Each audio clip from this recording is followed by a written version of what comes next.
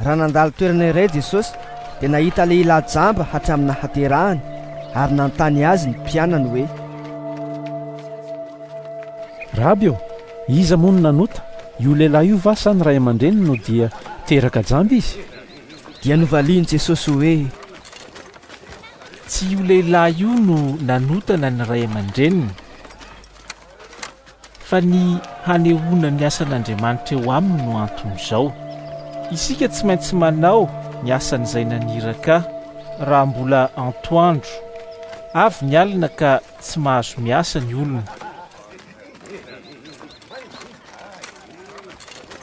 Raha amin'izao tontolo izao aho dia fahazavan'izao tontolo izao.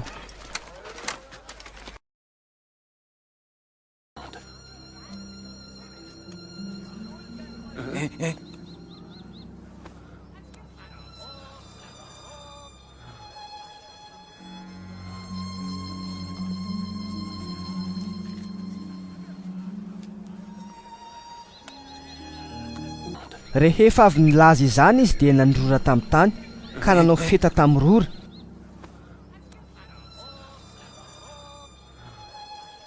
Dia nahosiny ny mason'ilay jamba.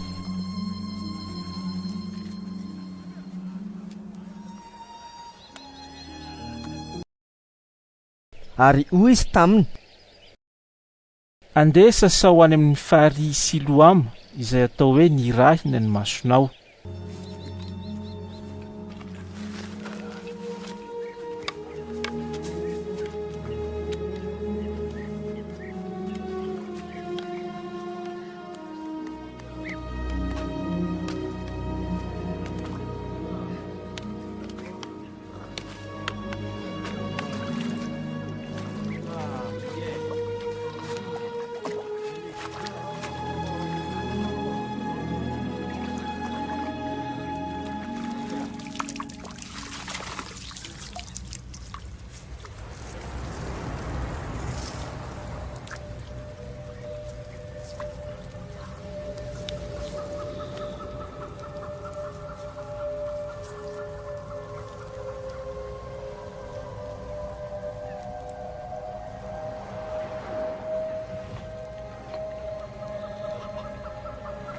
Dia lasa ilay jamba nanasan'ny masony ary niverina nahiratra.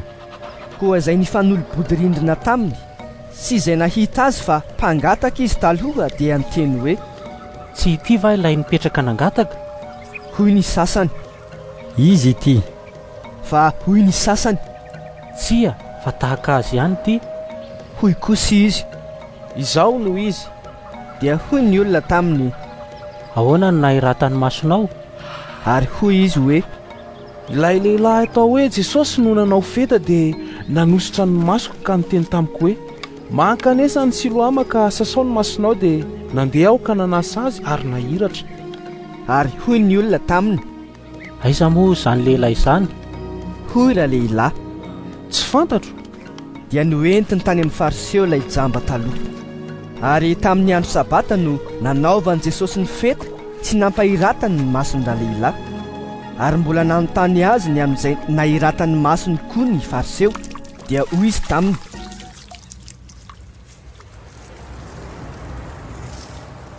nasiany feta ny masoko dia nosasako ka nahiratra aho. Ary hoy ny fariseo sasany: tsy avy amin'Andriamanitra izany lehilahy izany satria tsy mitandrina ny sabata izy. Hoy ny sasany: ataony lehilahy mpanota ahoana no fa hay manao fahagagana toy izany? Dia nisaratsainy izy ireo. Ary hoy indray izy tamin'ilay jamba: inona no ilazanao ilay nampahiratra ny masonao? Dia hoy izy: mpaminany izy. Fa ny jiosy dia tsy nino azy ho jamba nahiratra raha tsy niantso ny ray aman-dreniny ilay nahiratra ka nanontaniany hoe: zanakareo moa ity izay lazainareo hoe teraka jamba? Koa nanao ahoana ary no nahiratany izao indray? Dia hoy ny navalin'ny reto ray aman-dreniny hoe: fantatray fa zanakay ity sady teraka jamba, fa tsy fantatray izay fomba nahiratany toy izao, ary tsy fantatray izay olona nampahiratra ny masony. Izy ihany no antonio, efa lehibe izy, aoka izy no ilazany amin'ny tenany. Izany teny izany no nolazain'ny ray aman-dreniny satria natahotra ny jiosy izy ireo. Fa efa nifanaiky mantsy ny jiosy fa raha misy manaiky azy ho Kristy dia horoahina tsy ho isany amin'ny sinagoga. Izany no nilazany ray aman-dreniny hoe efa lehibe izy koa izy no anontaniho. Dia niantso ilay jamba teo aloha indray izy ireo ka niteny taminy hoe omeo voninahitra Andriamanitra. Izahay dia mahalala fa mpanota izany lehilahy izany.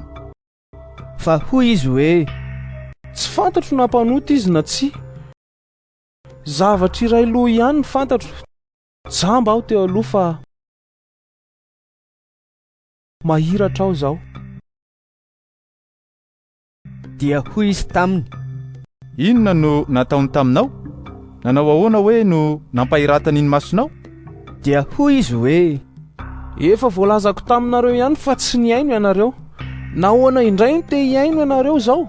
Moa te ho mpianany koa va ianareo? Dia nanevateva azy izy ireo hoe Ialahy ny mpianana, fa izahay dia mpianatra i Mosesy. Izahay dia mahalala fa i Mosesy no nitenenan'Andriamanitra, fa ny amin'izany lehilahy izany dia tsy fantatra izay niaviany. namaly azy raha lehilahy hoe Mba mahagaga tokoa lahy izany. Fa tsy fantatrareo izay niaviany nefa nampahiratra ny masoko izy. Fantatsika fa Andriamanitra tsy mihaino ny mpanota, fa izay mivavaka aminy sy manao ny sitrapony no henoiny. Hatrizay dia tsy mbola refa nisy nampahiratra ny masony izay teraka jamba. Raha tsy avy amin'Andriamanitra izany lehilahy izany dia tsy nahefa na inona na inona izy. Ary hoy ny navalin'izy ireo azy hoe Tena teraka tamin'ny ota tokoa elahy. Koa elahy indray va no ampianatra anay? dia noroahiny ho any ivelany izy.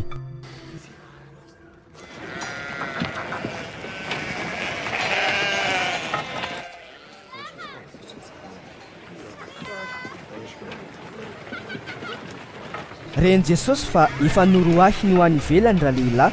Koa rehefa nahita azy izy dia niteny hoe mino zanak'Andriamanitra va ianao? namaly raha lehilahy hoe Iza moa no izy tompoko mba hinoko azy? hoy Jesosy taminy Efa nahita azy ianao sady izay miresaka aminao izao no izy. dia hoy izy Tompoko, mino aho. sady niankohoka teo anatrehany izy. Ary hoy Jesosy Ho fitsarana no nahatongavako eto amin'izao tontolo izao, mba hahiratra ny tsy mahiratra ary mba ho tonga jamba kosa ny mahiratra. Ary ny fariseo sasany izay teo aminy noho nandray izany dia niteny taminy hoe Izahay koa va mba jamba? hoy Jesosy taminy Raha jamba ianareo dia tsy ho nanan-keloka, fa noho ianareo ankehitriny miteny hoe mahiratra izahay dia